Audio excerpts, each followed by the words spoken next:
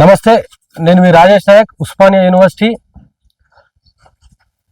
నిన్న ఒక రాజకీయ నిరుద్యోగి అయినటువంటి ఒక వెధవ జనాలల్లో తిరగలేక, జనాలల్లో తిరిగితే చెప్పులతోటి, రాళ్లతోటి, చీపుర్లతోటి కొడతారని చెప్పేసి గాంధీ భవన్లో రేవంత్ రెడ్డి ఇచ్చేటువంటి కుక్క బిస్కెట్లు తినుకుంటా, ఛాయ్ తాక్కుంటా నిన్న కేటీఆర్ గారి మీద ఒక దురదృష్టమైన, అదేవిధంగా నీచమైన వ్యాఖ్యలు చేయడము, మేము దీన్ని బీఆర్ఎస్ విద్యార్థి పక్షాన మేము తీవ్రంగా ఖండిస్తా ఉన్నాం. నాయన, ఈ గజ్జల కాంతం అనే పేరు వినగానే మాకేం గుర్తొస్తాయనంటే గాజులు గుర్తొస్తాయి. అసలు వీడు ఏం మాట్లాడిండు? గజ్జల కాంతం మాట్లాడడానికి కారణాలు ఏంది అనంటే, వీడు మాట్లాడకపోతే మొన్నటి ఇచ్చినటువంటి టీపీసీసీ జనరల్ సెక్రటరీ ఆ పదవి పీకేస్తాము, పొద్దున్న లేస్తే కేటీఆర్ గారిని, కేసీఆర్ గారిని తిట్టాలి అని చెప్పేసి ఆ హైకమాండ్, ఆ రేవంత్ రెడ్డి, ఆ కాంగ్రెస్ పార్టీకి సంబంధించిన అధ్యక్షుల యొక్క ఆదేశాలు ఉన్నట్టు. వీళ్ళు చేయాల్సింది ఏం లేదు. జనాలు తిరగరు, వీళ్ళు ఇచ్చిన హామీల మీద వీళ్ళు మాట్లాడరు, వీళ్ళు ఇచ్చిన హామీలు, అదే విధంగా వీళ్ళు ఇచ్చిన గ్యారంటీల గురించి మాట్లాడరు. కానీ వీళ్ళు పొద్దుగాలు లేస్తే గాంధీ భవన్ లో రేవంత్ రెడ్డి, ఆ కాంగ్రెస్ పార్టీ వేసేటువంటి కుక్క బిస్కెట్లు తినుకుంటా పొద్దున్న లేస్తే కేటీఆర్ తిట్టాలి, ఆ కుటుంబాన్ని అబాస్ పాలు ప్రయత్నం చేయాలి.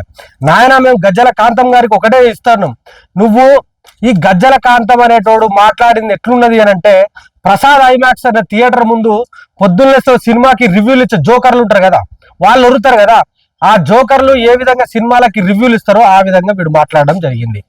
నాయన, నీకు సిగ్గు శరం ఏమైనా ఉంటే, ఒక దళిత కుటుంబంలో పుట్టినవారపై మొన్నటికి మొన్న ఒక దళిత నాయకుడికి పద్మశ్రీ లాంటి ఒక గొప్ప బహుమానం లాంటి వచ్చింది. అలాంటి దళిత కుటుంబంలో పుట్టిన వ్యక్తివి నువ్వు ఏం మాట్లాడుతున్నావు? అనవసరమైన మాటలు. కేటీఆర్ గారిని ఇంకొకరికి ఏదో లింక్ పెట్టి తమాషా చేస్తున్నావు అనుకుంటున్నావా? తస్మత్ జాగ్రత్త అని చెప్పేసి హెచ్చరిస్తా ఉన్నాం. నా కొడక, రేపటి రోజులు చాలా దగ్గరలోనే ఉన్నాయి. ఇంకో 2-3 years గంతే. ఆ తర్వాత నీ ప్రభుత్వం ఉండదు, నీ నాయకుడు ఉండడు, ఎవ్వడు ఉండడు. ఆ తర్వాత చెప్తున్నాం మేము, కేటీఆర్ గారికి గుర్తు చేసి మరి ఏ బొక్కలో ఉన్నా, ఏ యొక్క రంధ్రంలో దాచుకున్నా కూడా నా కొడక ఒక్కొక్కటి బయటికి వచ్చి ఉరికిచ్చి మాత్రం బజార్లో నిలబెడతామని అంటున్నాం. తస్మత్ జాగ్రత్త. ఏమైనా ఉంటే సిద్ధాంత పరంగా మాట్లాడండి, రాజకీయ పరంగా మాట్లాడండి, అదే విధంగా ఇంకేమైనా ఉంటే సలహాలు, సూచనలు అట్లాంటివి చేయండి. తప్ప పొద్దున్న లేస్తే కేటీఆర్ గారి కుటుంబం గురించి, వారి యొక్క వ్యక్తిగత జీవితం గురించి ఏదో రకంగా బట్టగాల్చి మీదేయాలి, జనాల్లో చర్చ జరగాలని చెప్పేసి ఉద్దేశంలో భాగంగా రేవంత్ రెడ్డి మిమ్మల్ని వాడుకుంటుండు. రేపటి రోజున ప్రభుత్వం పోయిన నెక్స్ట్ సెకండ్ రేవంత్ రెడ్డి మీ నెంబర్లు అన్ని డిలీట్ చేస్తాడు. ఆ తర్వాత ఎవరిని పట్టుకుంటారు? మీరు ఎవరి దగ్గరికి పోతారు? ఒక్కొక్కరిని చూడండి, మీరు రాసుకోండి, డేట్లతో సహా రాసుకోండి. ఆ కొరకల్లారా ఏమనుకుంటారు? ఏమన్నా అనుకుంటే సిద్ధాంతాల పరంగా మాట్లాడండి.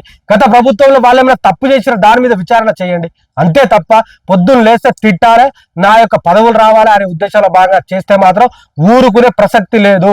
ఇది కేసీఆర్ గారు నిర్మించినటువంటి సైన్యం, ఇది కేసీఆర్ నిర్మించినటువంటి యోధులం మేము, సైనికులం మేము నాటి గత పాలకుల యొక్క బిస్కెట్లకు లొంగలే, గత పాలకులకు మేము చెప్పులు తొడగలే, గత పాలకులకు బెదిరించిన మేము భయపడలేదు.